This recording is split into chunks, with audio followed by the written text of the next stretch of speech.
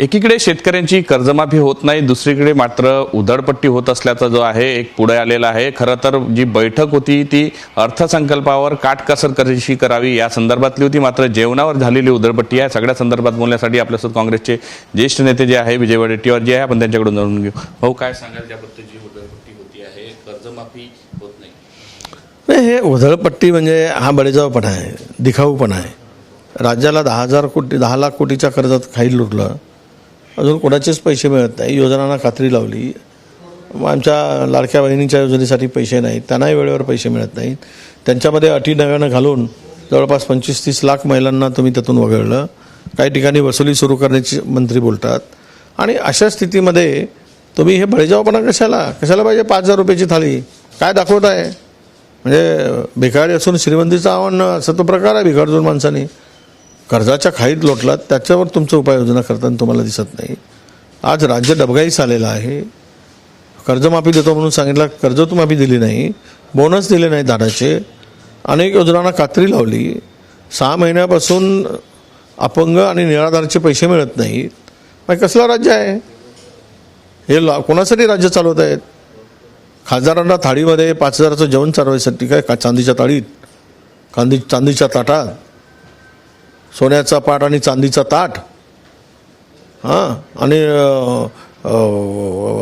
जनतेला दाखवा कात्रजचा घाट, अशी अवस्था झाली आहे यांची। यांच्याकडून फार अपेक्षा ठेवता येत नाही। यांना सत्ता ही काय जनतेने दिली नाही, बेमानी करून मिळवलेली सत्ता आहे, त्याच्या मस्तीमध्ये हे वागत आहे। कुठेतरी ज्या पद्धतीने आता नवीन बातमी समोर येते आहे की अजितदादांकडून पाहिजे त्या प्रमाणात निधी मिळत नसल्यामुळे शिंदेचे जे मंत्री आहे किंवा आमदार आहे ते नाराज आहे, त्यामुळे त्यांनी लक्ष ठेवण्याच्या सूचना ज्या आहेत ते दिल्या। नाही, असं आहे की सगळंच काही आलबेल चाललं नाही। 3 पक्षामध्ये प्रचंड तणाव आहे, निधीवरून प्रचंड भांडणं आहेत। आता शिंदेसाहेब सांगतायत की अजितदादाच्या खात्यावर ठेवा डोळा, पण अजितदादा घालतात ना कानात बोळा, ते ऐकतच नाहीत, त्यांना ऐकूच येत नाही। तर यांनी ठेवायचा डोळा, त्यांनी घालायचा कानात बोळा आणि म्हणजे जनतेला मग वाऱ्यावर सोडा, असं सगळं ते सत्यानाश राज्याचं करायला निघालेलं हे त्रिकूट आहे, हे आता स्पष्ट झालेलं आहे। कुठेतरी स्थानिक स्वराज्य संस्थेच्या निवडणुका आहे आणि महायुती एकत्र लढणार अशी परिस्थिती दिसते आहे। महाविकास आघाडीची काय?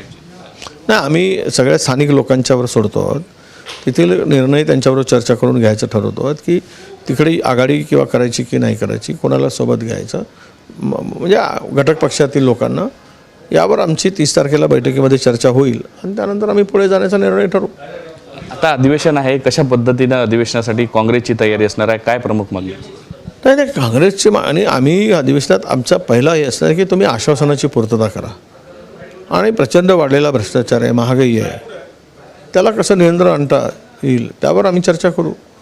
खूप मोठ्या प्रमाणामध्ये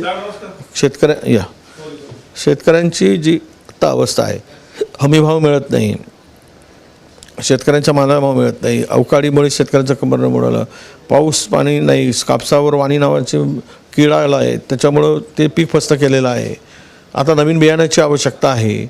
58% शेतकऱ्यांना अद्याप कर्ज मिळत नाही आहे, कारण मागचं कर्ज हे नाही मिळाल्यामुळे। विदर्भात पाऊस नसल्यामुळे कोरडा दुष्काळाची परिस्थिती निर्माण झालेली आहे। मग अशा परिस्थितीत सरकारने तो निधी इकडे देण्यापेक्षा या सगळ्याकडे लक्ष द्यायला सरकारकडे वेळ नाही आणि हे फालतूचीच गोष्टी करत सरकार फिरते, असा त्याचा अर्थ आहे। नक्कीच या अधिवेशन सुद्धा होणार आहे आणि अधिवेशनात विरोधक जे आहे आपली तयारी करून आहे, वेगवेगळ्या प्रश्नांवरून सरकारला दारेवर धरते, अशा पद्धती सुद्धा चर्चा पाहायला मिळते। व्हिडिओ जर्नलिस्ट सौरभ बोरेसह पराग डोबळे, साम टीव्ही न्यूज, नागपूर। आता isakal.com आहे देशातील नंबर 1 ची मराठी न्यूज वेबसाईट। प्रत्येक अपडेटसाठी isakal.com ला नक्की भेट द्या।